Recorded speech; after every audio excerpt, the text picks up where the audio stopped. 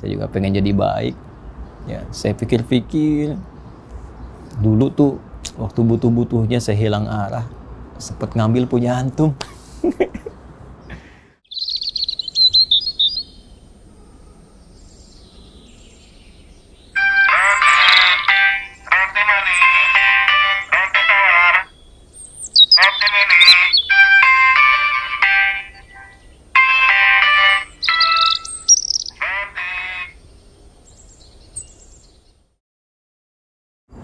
Assalamualaikum Ustaz.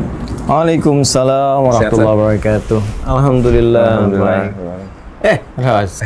Oke, apa kabar? Alhamdulillah Ustaz. Alhamdulillah. Ketemu lagi. Dari mana antum? Lagi tadi dari ini Ustaz, jalan-jalan aja Ustaz, jalan-jalan begitu. Duduk deh, duduk. Oh, Di kursi. Siap. Ya, jangan berdiri. Iya, Ustaz. Baik. Ya. Gimana sehat? Alhamdulillah Ustaz. Kerjaan lancar? Alhamdulillah lancar, alhamdulillah sekarang. Alhamdulillah. Nggak terganggu sama COVID? Iya, sempat terganggu Ustaz, cuman untuk sekarang alhamdulillah udah mulai berjalan lagi Ustaz. Bagus lah. Iya, harus selalu semangat. Ya, justru saat ada ujian itu dibuktikan kemampuan kita. Bikin strategi yang bagus, survei, riset, terus jangan kaku di satu objek pekerjaan. Ya, kalau kita bisa ada peluang lihat, pindahkan capitalnya, susun strategi yang bagus, itu yang jadi concern. Gimana? Ada yang mau dikabarkan? Ini Ustaz mau menyampaikan ada pertanyaan Ustaz di kolom komentar. Kolom komentar. Ustaz. Jadi baca-baca Ustaz dikit-dikit Ustaz. Jadi Antum tuh gimana? Orang baca buku, antum baca komen. Ya gimana? Penasaran. Ya, jadi ada pertanyaan nih dari satu jamaah Ustaz di YouTube. Ya. Pertanyaan kayak gini Ustaz.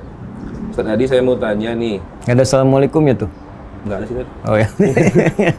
Ya. Oke. Yang pertama Ustaz, pertanyaannya apa dosa mencuri itu tidak bisa dimaafkan Allah? Apakah dosa mencuri tidak bisa dimaafkan Allah? Baik.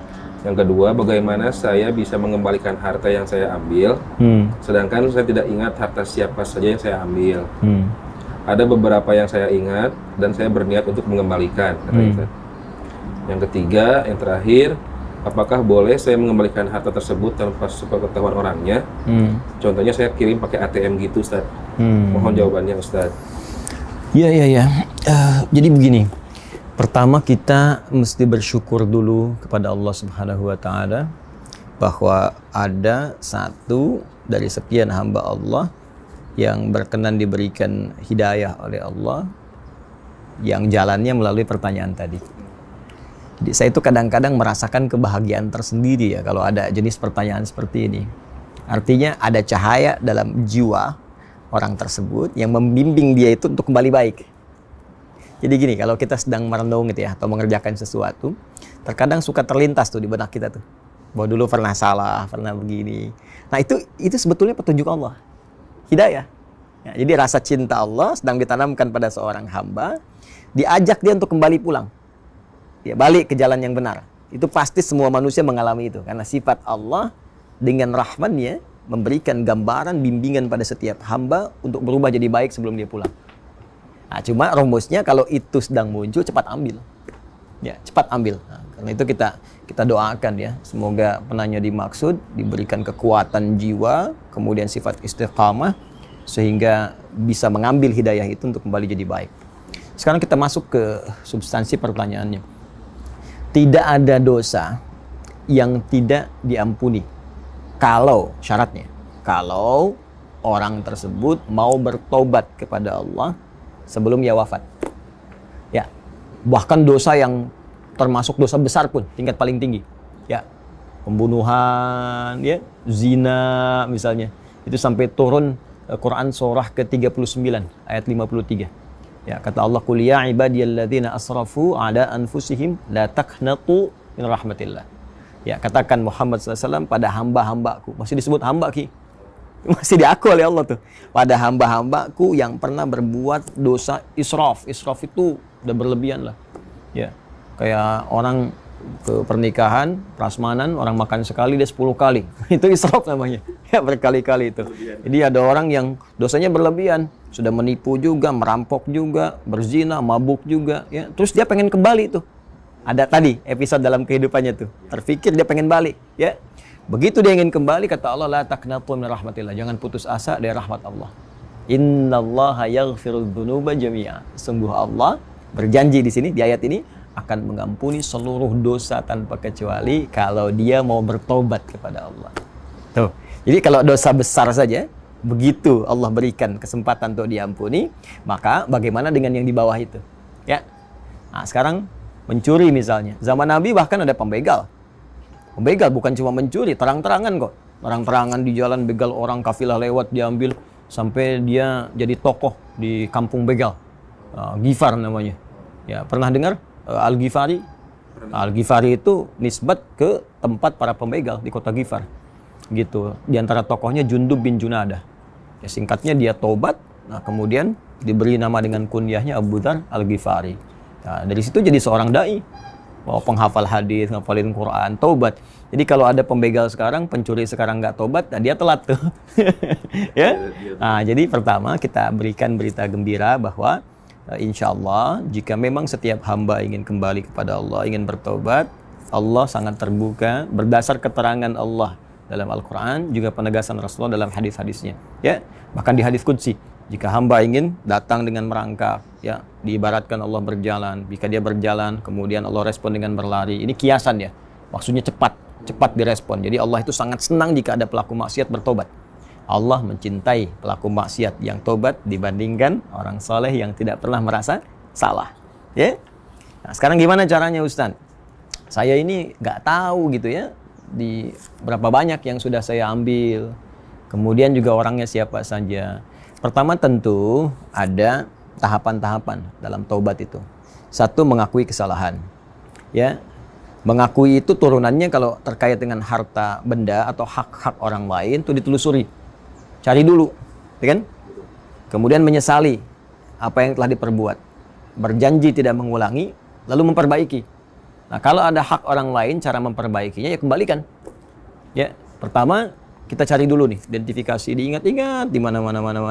Kalau memang pahit-pahitnya sudah sama sekali tak bisa ditemukan, maka di antara jalan menggantinya kata para ulama bisa dengan bersedekah, diniatkan sedekah itu mengganti harta orang-orang yang pernah diambil itu. Dan pahalanya diniatkan dialirkan pada orang yang dimaksudkan. Jadi kita mencoba untuk bersedekah, misalnya ke anak yatim, gitu kan? Ke para penghafal Quran, ke orang-orang yang membutuhkan misalnya. Tapi niatkan ini untuk mengganti ya harta yang memang dulu pernah ada sangkut pautnya, seperti yang tadi disampaikan. Kalau memang tidak diketahui sama sekali. Kalau diketahui, seperti pertanyaan yang terakhir tadi, ya saya mau berikan tapi masih malu nih, ya kan? Gini, berbuat baik itu nggak usah malu. Malu itu tempatkan pada tempatnya. Malu bermaksiat, mesti malu bermaksiat. Ya, malu kalau gibah didengar Allah. Malu kalau mau mencuri dilihat Allah. Nah, itu malu tuh di situ. Tapi kalau berbuat baik itu nggak usah malu. Ya, toh di awalnya saja karena setan memberikan was-was. Pada akhirnya akan terjadi keindahan. Ya, saling berpelukan, terus jadi akrab, jadi sahabat. Hanya memang sekarang bukan bicara masalah bicara atau tidak, sampaikan atau tidak. Sekarang teknis caranya. Strategi dalam mengungkapkannya seperti apa. Kan bisa begini caranya. Misal, si fulan ngambil uang kawannya, ya kan? Tanpa diketahui, mencuri kan? Terus dia pengen balikin kan? Gini, kita bisa katakan caranya dengan cara yang elok. Misal bertanya gini. Contoh, Mas, menurut antum kalau ada orang pelaku maksiat mau tobat tuh, gimana pandangannya?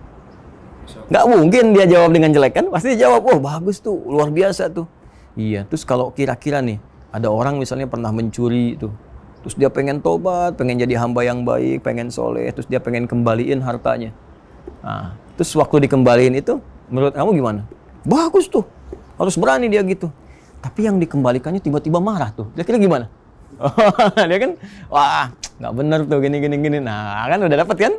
Baru dari situ, saya ini banyak salah mengaku. Ya, saya juga pengen jadi baik. Ya, saya pikir-pikir dulu tuh waktu butuh-butuhnya saya hilang arah, sempat ngambil punya antum. Dan sekarang ada keinginan mengembalikan gitu. Ya, saya mohon maaf sebelumnya.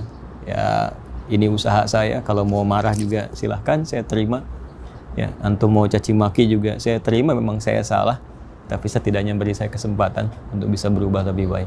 Itu saya yakin Ki, jangankan dia terima, mungkin dia akan katakan, udah uangnya cukup aja, kamu pegang aja. Itu bisa begitu. Ya, jadi itu yang dimaksud dakwah dengan hikmah. Quran surah ke 16 ayat 125. Ud'u ila sabili rabbika bil hikmah wal mau'izatil hasanah wajadilhum billati ya ahsan. Jadi kalau kita mau dakwahi orang, pertama hikmah. Cari kata-kata yang baik, yang kira-kira jadi jalan keluar. Dan itu jembatan. Ya, itu jembatan. Baik, kecuali kalau memang pahit-pahitnya ya sulit, kondisinya beda, tidak sama misalnya, ya, kondisinya lain, orangnya banyak amarah, murka, atau yang dicurinya lagi kepala gembong pencurian lagi misalnya. Yang kalau bicara belum apa-apa sudah ada membahayakan nyawa. Ya, kalau yang seperti itu ya bisalah setidaknya dikembalikan, walaupun tanpa harus memberitahu. Ya, dalam kondisi-kondisi tertentu. Jadi di sini ada timbangan ya. Ya, jadi ada timbangan fikih muwazanah yang juga aulawiyah, prioritas, ditimbang. Kira-kira kalau kita sampaikan terbuka resikonya tinggi tidak, gitu kan? Ada bahaya terhadap nyawa tidak, ada mengancam pada yang lain lagi atau tidak, ya. Nah, itu yang ditimbang sehingga mendapatkan solusi di situ. Saya kira demikian insyaallah. Mudah-mudahan kita doakan beliau dilancarkan rezekinya yang halal, kemudian diberikan jalan untuk berubah oleh Allah dan istiqamah, dan segera menyelesaikan itu sebelum wafat, dan semoga Allah berikan kita juga hidayah untuk bisa berbuat lebih baik dalam kehidupan. Ya, udah sarapan lu, udah sarapan belum? Belum, Ted. Kamu mah memang kesini buat sarapan kayaknya, bukan buat tanya. Alhamdulillah nih. Iya, ya, aja. Ayo silakan. Iya, makasih.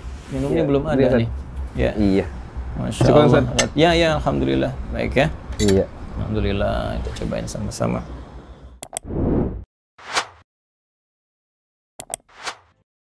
Thank you.